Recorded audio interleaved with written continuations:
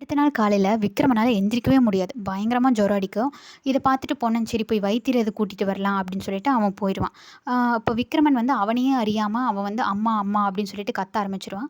அந்த டைமில் குந்தவி தேவி வருவாங்க. உறையூருக்கு போகிறதுக்காக அந்த மண்டபத்து வழியாக போகும்போது ஏதோ சத்தம் கேட்குதே அப்படின்னு பார்க்கும்போது இவன் விக்ரமன் வந்து அந்த மண்டபத்தில் இருப்பான். சரின்னு சொல்லிட்டு அந்த வைத்தியரை வச்சு பார்க்கும்போது இங்கே வச்சு அவனை சரிப்படுத்த முடியாது அப்படின்னு சொல்லிட்டு அவனையும் வந்து அரண்மனைக்கு கூட்டிகிட்டு போயிடுவாங்க குந்தவியோடவே.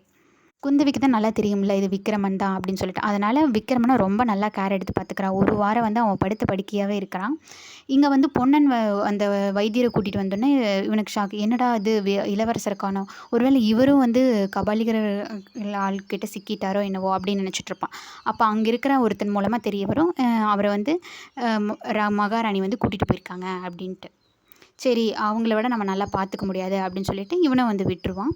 ஒரு வாரம் கழித்து விக்ரமன் வந்து உடம்பெல்லாம் நல்லா சரியாகுது.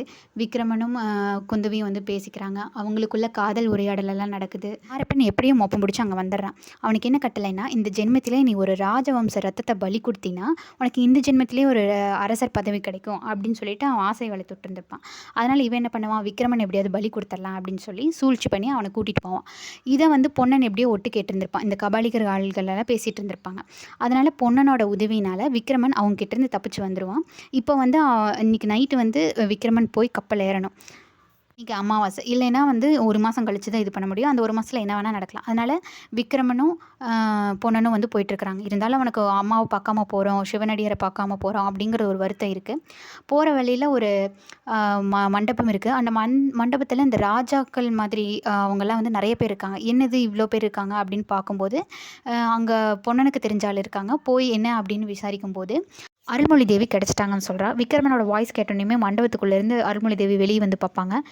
அவனை பார்த்தோன்னே வந்து கண்ணீரோடு அவனை வந்து கூப்பிடுவாங்க. விக்ரமன் அப்படியே சாஷ்டாங்கமாக அவங்க அருள்மொழி தேவியோட காலில் விழுந்து ஆசீர்வாதம் வாங்கிக்குவான். அப்போ அங்கே இருக்கிற கபாலிகர்களுடைய ஆள் மூலமாக தெரிய வரும், இன்றைக்கி நைட்டு வந்து சிவனடியாரை நரபலி கொடுக்க போகிறாங்க அப்படின்னு சொல்லிட்டு.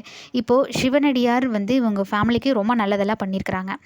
அவங்கள போய் காப்பாற்றணும். இவன் விக்ரமனுக்கும் வந்து இன்றைக்கி நைட் போய் கப்பல் ஏறணும். கப்பல் ஏறலினா இவனுக்கு வந்து ராஜா கையிலுக்கு எது மாட்டிட்டானா இவனுக்கு வந்து தூக்கு தண்டனை விதிச்சிருவாங்கல்ல.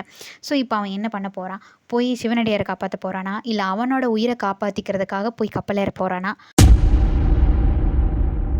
ராஜவம்ச ரத்தமான அருள்மொழி தேவியை நரபலி கொடுக்கறத விட்டுட்டு ஏன் சிவனடியாரை நரபலி கொடுக்கணும் அப்படிங்கிறதெல்லாம் அடுத்த வீடியோஸில் பார்க்கலாம். இந்த வீடியோ பிடிச்சிருந்துச்சுன்னா லைக், ஷேர், சப்ஸ்கிரைப் பண்ணுங்கள். தேங்க்யூ.